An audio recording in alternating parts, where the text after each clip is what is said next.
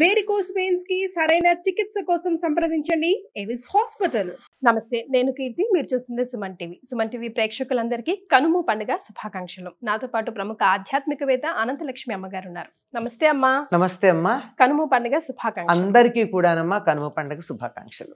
అమ్మ, ఈ video start చేసే ముందు వరకు నేను మిగతా గెస్ట్లతో చేసినప్పుడు కూడా కనుమ కనుమ కనుమే అన్నానమ్మా. కనుము అనాలని మీరే కరెక్ట్ చేశారు నన్ను. అవును, కనుము అనాలి.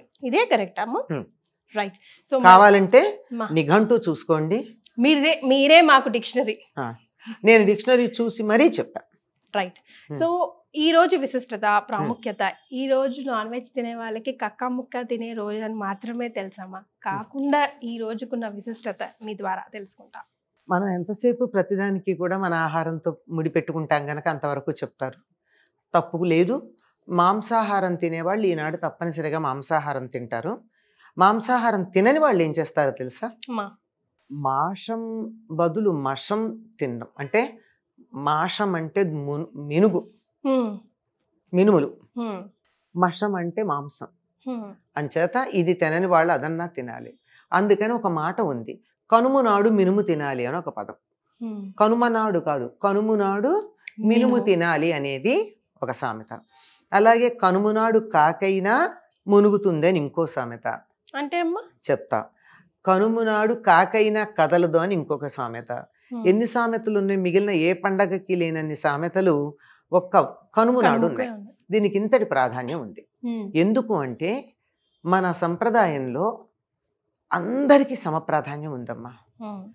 మన ఆధునికంగా అనేక రకాలైనటువంటి కారణాలుగా సమాజాన్ని రకరకాలుగా విడదీసి వాళ్ళు గొప్పవాళ్ళు, వీళ్ళు చెడ్డవాళ్ళు, వీళ్ళు తక్కువ వాళ్ళు, ఈ తక్కువ వాళ్ళని ఎక్కువ వాళ్ళు అణగదొక్కారు, వాళ్ళకి ప్రాధాన్యం ఉంది, వీళ్ళకి ప్రాధాన్యం లేదు, లాంటి సమాజాన్ని ధ్వంసం చేసే సిద్ధాంతాలు వచ్చాయి. ఇవన్నీ రాకముందు అందరికీ సమప్రాధాన్యం ఉండేది. అలాంటి ప్రాధాన్యం ఏమిటి అంటే కనుము ప్రత్యేకంగా పొలాలలో పనిచేసే వ్యవసాయదారులకి, వ్యవసాయ కూలీలకి, వ్యవసాయంలో సహాయం చేసినటువంటి పశువులకి, వ్యవసాయంలో సహాయం చేసినటువంటి వస్తువులకి కూడా పండగ. అంటే మనకి రైతు ఎంత ప్రధానమో వ్యవసాయ కూలీ అంత ప్రధానం, వ్యవసాయంలో సహాయం చేసిన పశువులు అంత ప్రధానం. అంత ప్రాధాన్యం అక్కడ సహాయం చేసినటువంటి నాగలి, బండి మొదలైనటువంటి వాటికి ప్రాధాన్యం. అందుకని ఈ రోజున పశువుల పాకను శుభ్రం చేస్తారు.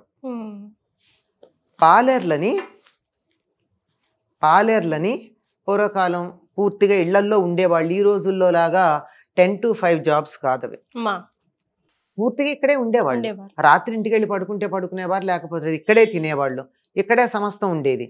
అందుకని పాలేరు కానాడు ఇక్కడే తలంటి పోసుకోమని వేడి నీళ్ళు ఇచ్చి, కుంకుడుకాయలు ఇచ్చి వాడిని తలంటి పోసుకోమని, వీళ్ళందరూ తలంట్లు అయిన తర్వాత సహాయం చేస్తాడుగా, అయ్యాక వాడి కొత్త బట్టలు ఇచ్చి, మాంసాహారం తినేవాళ్ళేమో ఇక్కడే భోజనం తినమంటారు, మాంసాహారం తినని వాళ్ళు మీ ఇంటికి వెళ్ళి తిన్నాయన అంటారు. వీళ్ళ ఇళ్లలో వండుకోరు కదా. ఈ రోజు ప్రత్యేకంగా మాంసాహారం తినడం అలవాటు ఉంటుంది కనుక మా ఇంట్లో తినం గనక నువ్వు మీ ఇంటికి వెళ్ళి తినమని చెప్తారు. ఆ రోజు వాడికి సెలవు. పూర్తిగా పశువులకంతా పండగ, పశు పాలకులకు కూడా పండగ. అంటే మరి పాలేరులో ఉన్న రోజుల్లో మాట చెప్తున్నాను. ఇప్పుడు పాలేరులో అలాంటి పదాలే లేవు అసలు, మనకి లేవు గనక ఇప్పుడు ఎక్కడ ఉందండి అని చెప్పి గట్టిగా అంటే సమాధానం కూడా లేవు గనక. అందుకని ఈ రోజు ప్రత్యేకంగా పశువులకు పండగ. అందుకే పశువుల శాలను శుభ్రం చేయడం, పశువుల్ని కడగడం, వాటి కొమ్ములకు రంగులేయడం, ఆవులు మొదలైనవి అయితే వాటికి పసుపు అవి రాయడం. ఇంకా రంగులు వేసి ఏం చేస్తుండే వాళ్ళు అంటే ఆ పసుపు రంగేసిన చెయ్యి ఓ పక్క రంగు, ఎర్ర రంగు వేసిన చెయ్యి అటుపక్క, ఆ గేదెలకి వాటికి ఇటుపక్క చేతులు ఉండేవి అనమాట. ఎర్ర చెయ్యి, పచ్చ చెయ్యి, అలా ముద్రలు. అలా వాళ్ళకి ఇష్టం వచ్చినట్టు, వాళ్ళ ఇష్టం, ఆ ఆవునో గేదెనో వాడి ఇష్టం వచ్చినట్టు అలంకారం చేసుకోవచ్చు. వాడికి ఇంకా ఆట విడుపు ఆ రోజు. ఇంకా అయిన తర్వాత పశువులకు కూడా వినోదం ఉండాలి కదా, వాటికి కూడా ఎడ్ల పందాలు, ఎడ్ల బళ్ళ పందాలు, తర్వాత పొటేళ్ల పందాలు, కోడి పందాలు, ఇవన్నీ కూడా పశువులకు కూడా వినోదాలు, పశువులతో వినోదాలు చక్కగా ఉంటూ ఉండేవి. నాగలి, ఎడ్ల బండి, వాటిని కూడా కడిగి పసుపు అవి రాచి వాటికి హారతులు ఇచ్చేవాళ్ళు. ఇప్పుడు దసరాకి మనం దసరా కూడా ఆయుధ పూజ చేసినప్పుడు ఇచ్చినట్టే దీనికి కూడా ఇస్తారు. కృతజ్ఞతమ్మా. అవి బాగుంటే కదా మన పని జరిగేది. నిజంగా నాగలి బాగుండకపోతే ఎలా దున్నుతాడు? అంతే కదా. ఇప్పుడేం చేస్తున్నారు? నాగళ్ళు లేవు, బళ్ళు లేవు, ట్రాక్టర్లకు చేస్తున్నారు. తప్పనిసరిగా వాటి వల్లే కదా మనం బాగుపడుతున్నాం, సుఖపడుతున్నాం. ఎంత సహాయం చేస్తున్నాయి అవి. అంతేకాకుండా ఈ రోజు ఇంకా ఏం చేస్తారంటే నెలంతా చేస్తారు. ఇప్పుడు బాగా చేస్తారు. ఈ వరి కంకులు తెచ్చి పొలానికి వెళ్ళి వరి ఎట్లా ఉంది, పంట ఎలా ఉందని చూసుకుంటూ తన పొలంలో కావచ్చు, పక్క పొలంలో కావచ్చు తీసుకుంటే ఎవరు ఏమనరు. కంకులు తెచ్చి వాటిని చాలా అందంగా కుచ్చుల్లాగా కట్టి ఇంటి ముందు కడతారు. కడితే పిచ్చుకలు వచ్చి ఒక్కొక్క గింజ తినేడుతూ ఉంటాయి. ఆ పిచ్చుకలు అలా వచ్చి వెళ్ళిన ఇంటికి ఎంతో శుభం అని చెప్తారు. ఇప్పుడు ఎలా కట్టకపోయినా గానీ కనుమ రోజు ఇప్పటికీ కూడా గోదావరి జిల్లాలో అక్కడ కూడా కృష్ణా జిల్లాలో కొన్ని ప్రాంతాల్లోనూ కనుమ నాడు గుడికెళ్ళి దేవాలయంలో ఈ వరి కంకులు కట్టేస్తారు. అంటే పక్షుల్ని కూడా ప్రకృతి ఉంటేనే కదా, పిచ్చుకలు ఉంటేనే మన పంటలు బాగా పండుతాయి. ఒకప్పుడు చైనా దేశంలో ఒక పిచ్చుక ఎన్ని బస్తాల ధాన్యమో తింటుందని పిచ్చుకలు లేకుండా వేటాడి పిచ్చుకను చంపిన వాళ్ళకి ఇంత డబ్బు అని చెప్పి చాలా జాగ్రత్తగా పిచ్చుకలు లేకుండా చేశారు. 1936 ప్రాంతం ఎప్పుడు తేదీ గుర్తులేదు కానీ ఒక 5-6 ఏళ్ళు పోయేటప్పుడు పంటలు నాశనమైనాయి. ఏమిటంటే పంటల పురుగులు పురుగు పట్టిపోయినాయి. మరి పురుగులు అది వరకు ఎలా ఉండేదంటే పిచ్చుకలు తినేసేవా పురుగులు, అందువల్ల పంటలు బాగుండేవి. అప్పుడు మళ్ళీ బోల్డు డబ్బిచ్చి కొనుక్కున్నారు పిచ్చుకల్ని. అంచేత పక్షుల్ని ఆదరించటం అన్నది అంత చాలా భయంకరమైన పద్ధతిలో నేర్చుకున్నారు వాళ్ళు. మనకి మన సంప్రదాయం పక్షుల్ని కూడా ఆదరించండరా. మీకు సాయం చేసినటువంటి ఆవుల్ని, గేదెల్ని, గొర్రెల్ని, కోళ్ళని వీటన్నిటిని మర్యాద చేయండి, గౌరవించండి. వాటి పట్ల కూడా మర్యాద కలిగి ఉండాలని ఎంత బాగా చెప్పారు మనకి. వాటిని దైవ స్వరూపాలుగా చెప్పడం ఉన్నది. ఇంత బాగా పశువుల పండగ, దీని అసలు కనుము అంటే పశువుల పండగ అంటారు. దాని పేరే పశువుల పండగ. ఈనాడు పశువులన్నిటికీ కూడా చాలా చక్కగా ఈ సందర్భంలోనే జంతువులన్నిటికీ పోటీలు ఇవాళ్లే పెడతారు, కోడి పందాలు కానీ ఇవన్నీ కూడా. అయితే మనం ఇప్పుడు కొంచెం బాధపడాల్సిన విషయం ఏమిటంటే ఈ కోడి పందాలు కొంచెం తీవ్ర స్థాయిలో ఉంటున్నాయి. కోళ్ళు చచ్చేదాకా ఉంటున్నాయి. కోళ్లే కాదు, మనుషుల తలలు తెగేదాకా కూడా వస్తున్నాయి కొన్ని చోట్ల. అది వికృతమైనటువంటి దేన్నైనా పాడు చేయడం మనిషికి చేతవు గనక దీన్ని కూడా పాడు చేశాడు. ఇలా కాకుండా చక్కగా ఆరోగ్యకరంగా వినోదకరంగా ఈ కోడి పందాలు కానీ, గొర్రె పొట్టేళ్ల పందాలు కానీ, ఎడ్ల పందాలు కానీ, ఇక్కడి నుంచి మా ఊరి నుంచి విజయవాడ దాకా 20 మైళ్ళమ్మా. 20 మైళ్ళు అంటే 1 మైలు 1400 మీటర్లు, అంటే 1.4 కిలోమీటర్లు. అంత దూరం బండి కట్టుకుని ఆ బండి మీద ఎవరు ముందుగా విజయవాడ పెడతారు, అది బండి పందాలు, ఎడ్ల పందాలు. అట్లా ఉండే మా చిన్నతనంలో చూసాం మేము. వాటికి చక్కగా గెలిచి వస్తే వాటి మెడలో దండలేసి, మరి వాటికి ఏమిటి తృప్తి అంటే వచ్చాక యజమాని దాన్ని ముద్దు చేసే పద్ధతికి చాలు దానికి, అంత బాగా చూస్తూ ఉండేవారు. ఇవన్నీ ఉన్నాయి. మరి మీరు 4వ రోజు పండగ కూడా ఉంటారు కదా, ముక్కనుమ. ఈ రోజు ఏంటమ్మా ముక్కనుము అంటే? కనుము తర్వాత వచ్చేటటువంటిది. ఇందాక ఓ మాట చెప్పాను మీకు, కనుము నాడు మినుము తినాలి అని చెప్పి. తప్పనిసరిగా అంటే మాంసాహారులు మాంసం తింటే, మాంసాహారం తిననటువంటి వాళ్ళు మినుము తింటారు. అది అంత బలం కలిగించేది అని అర్థం.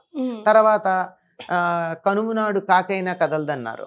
ఎందుకు కదలదు అంటే అందరూ కూడా ఆ రోజుల బళ్ళ మీదే కదా వెళ్ళేది. ఉంటే గుర్రాలు వాటికి కూడా ఆ రోజే చేస్తారు. ఇవన్నిటికీ విశ్రాంతి ఇచ్చిన రోజున పొరుగురు ప్రయాణం అంటే ఎట్లా పెడతారమ్మా? వెళ్ళకూడదు కదా. అంచేత విశ్రాంతి, అందరికీ హాలిడే. అంచేత ఇప్పుడు కనుమ నాడు కాకైనా మునుగుతుందన్నారు. కొన్ని సంప్రదాయమైనటువంటి కుటుంబాల వాళ్ళు సంక్రాంతి నాడు పెద్దలకు పెట్టుకుంటే పితృదేవతలకి, మిగిలినటువంటి వాళ్ళందరూ ఈనాడు కనుము నాడు పెద్దలకు పెట్టుకుంటారు. అందుకని తప్పనిసరిగా అందరూ తలస్నానం చేస్తారు. తలంటి పోసుకోరు. తలంటి అంటే నూనె పెట్టుకుని రుద్దుకోవడం శుభానికి చిహ్నం. ఇది శుభం కాదు, పితృదేవతలకు సంబంధించింది. అందుకని తలంటి స్నానం చేస్తారు. ఎప్పుడైతే ఇవి పని అయిపోతుందో తర్వాత రోజు ముక్కనుమన్నం. ఇప్పటికీ సంక్రాంతి నాడు ఉత్తరాయణం వచ్చేసింది. ఈ అన్ని శుభకార్యాలు ఏదైనా మొదలు పెట్టుకోవాలంటే మొదలు పెట్టుకోవచ్చు. కనుక ముక్కనుమ నాడు అన్ని రకాల వ్రతాలు మొదలైనటువంటివన్నీ పెట్టుకుంటారు. ఆనాడు కూడా ఒకప్పుడు మా చిన్నతనంలో సెలవు ఉండేది, ముక్కనుమ నాడు కూడా. అంటే వాళ్ళ పని వాళ్ళందరూ రారు, పాలేళ్ళు ఆవులు గేదెలు వాటికి కూడా విశ్రాంతే కదా. అవునమ్మా. ముక్కనుమ నాడు మళ్ళీ స్టార్ట్ చేస్తాం, మొదలు పెడతాం అన్నీ.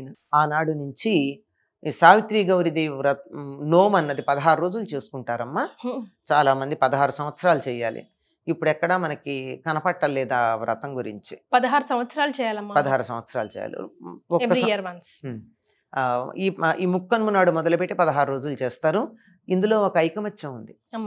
ఊళ్ళో ఎంతమంది చేస్తే అంతమంది ఒకింట్లోనే చేయాలి, అందరిళ్లలో చేసుకోకూడదు. ఎవరింట్లో చేయాలంటే ఎవరు ఎక్కువ సంవత్సరాలు చేస్తుంటే వాళ్ళ ఇంట్లో. ఇప్పుడు ఒక 10 ఏళ్ళు చేసింది అనుకో ఒక ఆవిడ, మిగిలిన వాళ్ళందరూ ఆవిడింట్లో చేయాలి.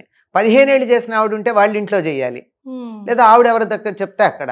ముందు రోజు వెళ్ళి కుమ్మరి దగ్గరికి వెళ్ళి, ఇక్కడ మళ్ళీ కులం అని వేరే అర్థాలు తీసుకోకండి అమ్మా, పూర్వకాలం మాట చెప్తున్నాను. అప్పుడు తప్పనిసరిగా గ్రామంలో ఒక కుమ్మరి ఉండేవాడు, ఊళ్ళో వాళ్ళగా కుండల అవసరాలు తీర్చడానికి. అది వృత్తి అంతే, వేరే కులం అని అనుకోవద్దు.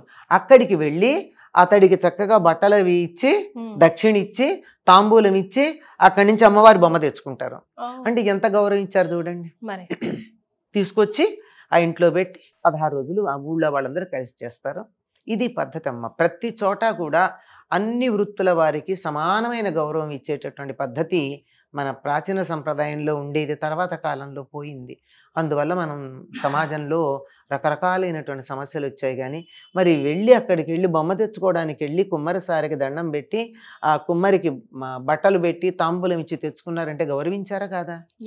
డబ్బు తర్వాత మాట, గౌరవం ప్రధానం. ఆ గౌరవం ఇచ్చి తెచ్చుకోవడం ఉంది. ఇలాంటివన్నీ మనకి మన పండగల్లో, వ్రతాల్లో అన్నిట్లో కూడా ఈ సర్వ మానవ సౌభ్రాతృత్వం అనే దానికన్నా మించి సర్వజీవ సమానత్వం అనేది కనపడుతుంది. ముఖ్యంగా ఈ 3 రోజు పండుగల్లో మనం నేర్చుకోవాల్సింది అదే కదమ్మా. అంతేనా. చాలా సంతోషం అమ్మా. మరొకసారి కనుమ పండుగ శుభాకాంక్షలు. అందరికీ కూడానమ్మా. అందరికీ అంటే మనుషులకే కాదు, జంతువులకి, ప్రకృతికి అన్నిటికీ కూడా క్షేమం ఉండాలి. అవి బాగుంటేనే మనం బాగుంటాం గనక సర్వే జనా కాదు, సర్వే జీవా సుఖినో భవంతు అని అనుకుందాం. చాలా సంతోషం అమ్మా. ధన్యవాదాలు.